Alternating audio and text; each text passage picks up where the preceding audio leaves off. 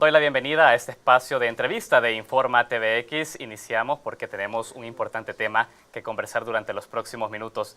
Les recordamos, tal como lo decíamos antes de ir a la pausa, que tenemos preguntas en redes sociales para que ustedes nos puedan dar su opinión sobre el rol que cumple la juventud en el desarrollo del país, pero también en el desarrollo mundial. @Canal TVX y @Expresa TVX son nuestras cuentas en Twitter. Yo paso a comentarle que esta semana el Fondo de Población de las Naciones Unidas presentó el informe Estado sobre la Población Mundial 2014.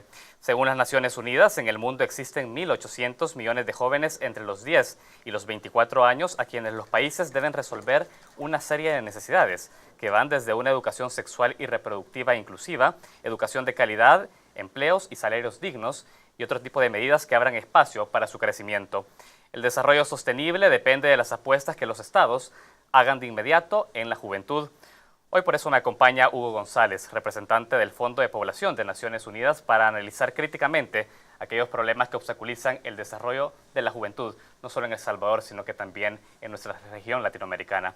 Señor González, bienvenido a TVX. ¿Qué tal, Saúl? Muchísimas gracias por darnos esta oportunidad de llegar a los hogares salvadoreños y hablar de este tema tan importante, siendo además este canal un canal de jóvenes y para jóvenes, ¿no? Exactamente, ya lo comentábamos también antes de entrar al aire, un canal compuesto por jóvenes, por eso también nos interesa trasladar esta información a nuestra audiencia. Se presentó un informe, Estado sobre la Población Mundial 2014, y para iniciar me gustaría ese contexto, un poco del análisis, porque son 1.800 millones de jóvenes. En El Salvador, puntualmente, ¿cuáles son esos principales desafíos que enfrenta la juventud para su desarrollo? Bueno, efectivamente son 1.800 millones de jóvenes, que trasladado al contexto de El Salvador son 2 millones de jóvenes, que representan más o menos el 32% de la población, ¿no? Son 1.800 millones de oportunidades a nivel mundial, son 2 millones de oportunidades para El Salvador. Correcto. Sí existen políticas adecuadas que ayuden a que esta población desarrolle todo su potencial para que efectivamente generen un desarrollo para, primero, como ellos como individuos, para su familia, sus comunidades y por supuesto que para el país, ¿no? De acuerdo. A esta población juvenil y en el informe que se señala, ¿no?, se ve algunas experiencias que han desarrollado países sobre la inversión en jóvenes, ¿no? Pero también lamentablemente se señala algunos retos y desafíos que todavía persisten en la población juvenil, que no escapan en alguna medida de algunas realidades que tiene el contexto de El Salvador, ¿no? Usted ha hablado de desafíos que deben de enfrentar los estados. De hecho, el informe señala que deben ser abordados de manera inmediata para poder proyectarse a futuro. Yo creo que vayamos hablando, al volver de la pausa, tengo que hacer una pausa ahora, porque es importante que los estados atiendan en este momento esas necesidades que son tan sensibles para la juventud. Nosotros hacemos una primera pausa en la entrevista, enseguida volvemos con más de esta conversación con Hugo González, representante del Fondo de Población de Naciones Unidas, que está acá en Informa TVX. Volvemos. Hugo González, representante del Fondo de Población de Naciones Unidas, es mi invitado en Informa TVX. Estamos hablando sobre el más reciente informe, Estado de la Población Mundial 2014. Hablamos de la juventud, que hay un dato destacado en el informe. Usted ya nos hacía, o más bien nos daba una descripción de las problemáticas también que están afectando a diversos países en el mundo para atender a su juventud. ¿Por qué es importante hacerlo en este momento? ¿Qué se está viendo en un futuro? ¿Qué se está viendo en este siglo respecto a la participación y al progreso que puede tener esta juventud que sea atendida hoy? Bueno, partamos del hecho de que cada individuo tiene un derecho humano como persona, ¿no?, a tener acceso a diferentes servicios básicos: educación, salud, vivienda, empleo digno. Desde esa perspectiva se justifica entonces de que cada persona pueda tener acceso a este tipo de beneficios a fin de que pueda desarrollar y pueda aportar a la sociedad. Pero visto desde por qué también es importante en términos de desarrollo, es porque las poblaciones tienen dentro de su dinámica en los países algo que se llama la primavera demográfica, ¿no?, que es decir que la población en un momento dado, la estructura de la población es mayoritariamente joven y sobre todo población en edad de trabajar. Es lo mismo cuando hablamos de bono demográfico. Exactamente. Entonces, ¿qué sucede?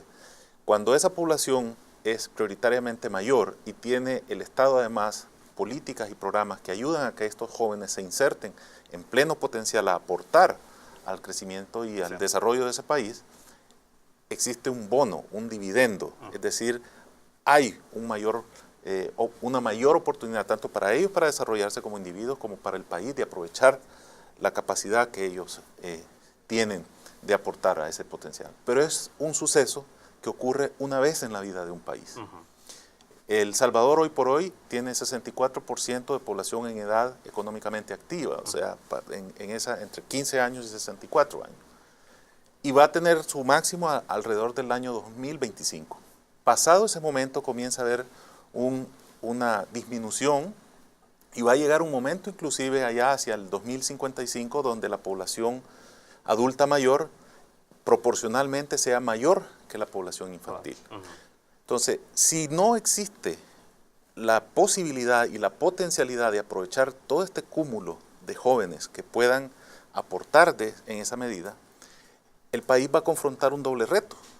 Primero, ¿cómo va a apoyar a las demandas de una población adulta mayor que va a ir creciendo? Correcto. Y todos los países tienen esa invierno demográfico que le dice un envejecimiento de la población, que comienzan a haber pensiones, que comienzan a haber Correcto. Enfermedades crónicas que son ciertamente más caras, y además va a tener una población que por falta de acceso a diferentes servicios no pudo complementar, y va a tener entonces una población que por una falta de acceso, por ejemplo, a salud y a nutrición, va a tener que confrontar mayores riesgos de enfermar y de morir inmediatamente que pase a la edad adulta mayor. Y eso va a significar una carga adicional. Ahora, usted ha comentado que en este momento y hasta 2025 podríamos estar en ese momento cumbre de un bono demográfico para nuestro país, y ha hablado, si no aprovecha, derivarían estas consecuencias que usted señala.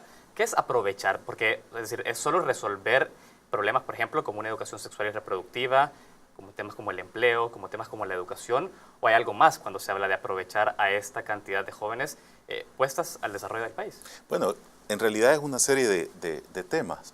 Visto desde la educación, hoy por hoy, y el informe lo señala, 57 millones de jóvenes están fuera del sistema educativo.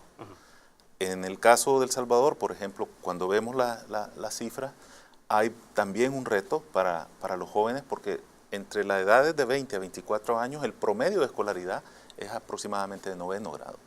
En un mundo tan globalizado, que está requiriendo de mano de obra calificada, es muy difícil que un joven que no haya logrado, por ejemplo, tener un bachillerato o una carrera técnica ligada a las tecnologías, por ejemplo, o a la comunicación, que hoy por hoy son tan demandantes, pues es más difícil que encuentre un trabajo bien remunerado y que con ello le dé mejor oportunidad también a sus hijos y a sus hijas, ¿no? Por otro lado, hay elementos que condicionan la deserción escolar, por ejemplo, el embarazo en adolescentes. Hoy por hoy, en el caso de El Salvador, 1 de cada 4 jóvenes entre 15 y 19 años ha estado alguna vez embarazada. Y el primer efecto que se da, además, por ejemplo, por patrones culturales un poco machistas, ¿no? Hay un desconocimiento de la pareja que le embarazó, la familia muchas veces abandona a esa joven y la joven se ve totalmente aislada. Y el efecto entonces inmediato es que ella deserta del sistema educativo. Y con eso diezma toda la oportunidad, en la mayoría de veces, de poder desarrollarse en la vida y de ofrecerse a ella y a su hija o a su hijo mejores oportunidades en la vida. Yo creo que vayamos tocando puntualmente algunos de los ejes que usted menciona. Educación sexual y reproductiva, por ejemplo, como un tema prioritario en el país. Y usted señala una tasa alta también de embarazo adolescente en El Salvador. La pregunta es, ¿qué está haciendo falta y quién debería comenzar a impulsar la educación sexual y reproductiva en nuestro país? Bueno, ese es un tema, la educación sexual en el sistema educativo formal, pero también a nivel de las comunidades, porque recordemos que aproximadamente el 38%, entre un 38 y un poco más por ciento de jóvenes entre 16 y 18 años permanece a nivel del sistema educativo formal, es decir, la gran mayoría está fuera del sistema educativo. Pero esto también comienza desde el hogar. Padres y madres deberíamos y deberían tener la capacidad de conversar con sus hijos de este y otros temas, porque no solamente les afecta a los jóvenes el tema de cómo confrontar cómo estar empoderados, cómo tomar decisiones informadas y responsables sobre su sexualidad o su reproducción. Ahora, pero hay, digamos, lineamientos puntuales, tanto para la comunidad, en las familias, como para el Estado, sobre qué tipo de educación sexual y, digamos, y reproductiva se brinda a los jóvenes. Y se lo pregunto porque pareciera que este debate está como permanentemente en el país, pero nunca se logra aterrizar qué tipo de educación y en qué momento se da. Claro, a ver, yo parto de la idea de que un único enfoque no es válido. Aquí tiene que ser 1 más 1, no es uno u otro, ¿no? Y en ese sentido, en la medida en que, por ejemplo, la educación integral en la sexualidad comienza en el hogar, dándole inclusive herramientas a los padres para que puedan tener la iniciativa o cómo conversar con sus hijos, porque muchas veces esa es la limitación, se pueda dar allá. Y que el rol del Estado realmente venga a ser secundario a lo que a nivel del hogar comienza a ver. Obviamente estamos hablando de hogares donde hay un ambiente positivo, donde existe esa capacidad de conversación o donde hay responsables en el hogar con quien los jóvenes pueden dialogar sobre el tema. Luego, en el nivel educativo formal, comienza todo también una cascada que va de acuerdo a las edades y de acuerdo a la información que cada joven necesita. Lo más importante es que los jóvenes y las jóvenes tengan la opción a tener información para decidir en qué momento postergan o inician una relación sexual, cómo se protegen, no solo contra el embarazo, sino contra el VIH, porque a propósito inclusive del VIH, 1 de cada 7 nuevas infecciones a nivel mundial están siendo en jóvenes entre 15 y 19 años. Quiero que sigamos hablando de eso, yo tengo que hacer nuevamente una pausa. Ha dicho, el esfuerzo no solo depende del Estado, también de las comunidades, específicamente del núcleo familiar. Hay temas como la educación también que me interesa que abordemos. Hay números que arroja este informe, quiero que lo vayamos viendo a la luz también de la realidad del país. Hacemos nuevamente una pausa, enseguida volvemos con más de esta entrevista. Continuamos con esta entrevista en Informa TVX. Señor González, usted ya nos daba un panorama bastante amplio. Comenzamos a hablar ya en términos puntuales de la educación sexual y reproductiva. Hablemos de la educación en general. Hay un tema, y es que en el informe se señala que decenas de millones no asisten a la escuela, o si lo hacen, no alcanzan ni siquiera unos indicadores mínimos de aprendizaje. El análisis es global, pero yo quiero que vayamos aterrizando a nivel nacional, porque recientemente hemos tenido incluso resultados de una prueba de aptitudes de bachillerato que no digamos, ha reducido respecto al año pasado con un 5.20 promedio global. Y cuando la Universidad de El Salvador, digamos, la principal institución estatal, digamos, en materia de educación superior, ha señalado que ni el 5% del total de aspirantes ha logrado ingresar a la universidad para el próximo año. Entonces, veamos también, cuando ustedes hablan de indicadores mínimos de aprendizaje, qué está pasando también con la educación en El Salvador para poder ser inclusiva. Claro, efectivamente, eso es un tema, no solo es el abordaje desde la cobertura universal y el acceso universal, sino también desde el tema de la calidad de la educativa, ¿no? Y por otro lado también cómo se armonizan las opciones educativas en función de las políticas y programas económicos que el país tiene para que haya una vinculación entre lo que el país necesita y cómo las empresas privadas, por ejemplo, la inversión está requiriendo mano de obra calificada. Ese match también debe de existir. Es decir, usted recomienda que la formación académica tiene que responder sí o sí también a la matriz productiva, a la oferta laboral. Por supuesto. También, obviamente, hay un tema de derechos de qué quiero yo estudiar, ¿no?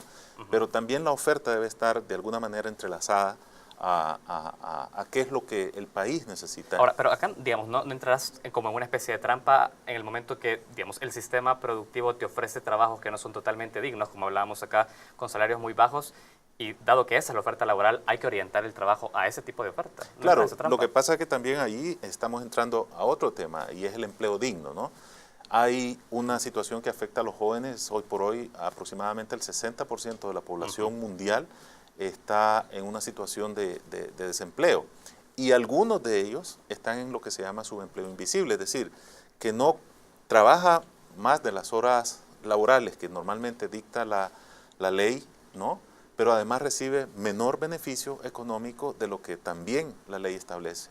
Y entonces, al sumar esos porcentajes entre, por ejemplo, creo que para El Salvador, si no me equivoco, es 17% de los jóvenes ni estudian ni trabajan. Y si sumamos esos porcentajes, posiblemente andemos en un rango entre un 40%, si no cerca del 50% de jóvenes que se ven afectados en este tipo de situaciones. ¿Qué es lo que sucede?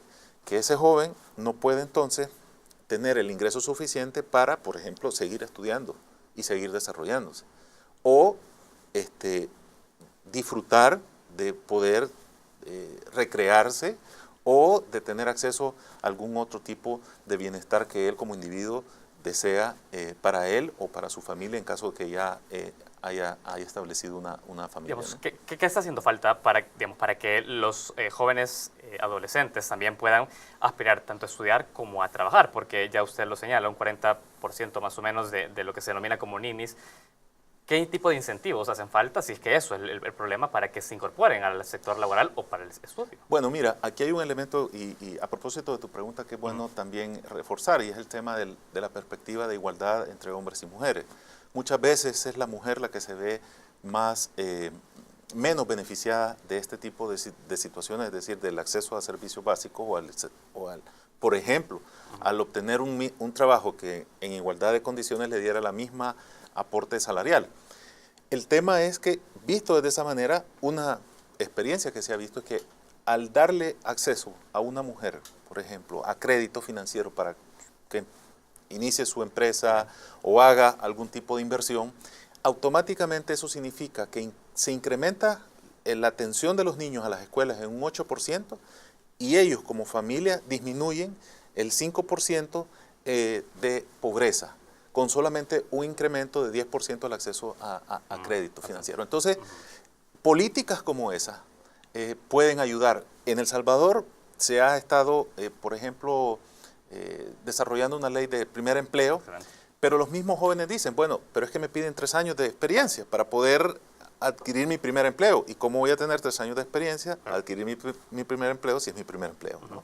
Yo tengo que ir cerrando la entrevista. Hay un tema importante después de lo que usted nos ha señalado.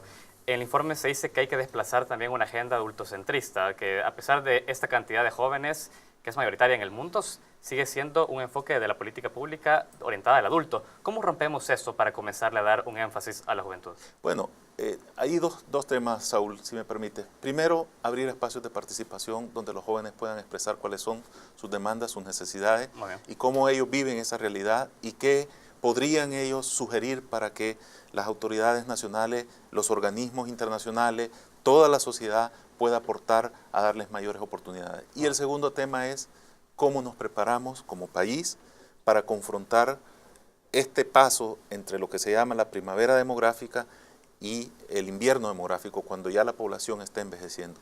Es decir, cómo le damos oportunidad a este cúmulo de jóvenes para que realmente logren de hacer de El Salvador un país desarrollado y vencer tantos desafíos en el ámbito social y económico que tiene, ¿no? Hugo González, representante del Fondo de Población de Naciones Unidas, ha sido importante de su análisis sobre esos hallazgos que arroja este informe sobre población mundial 2014.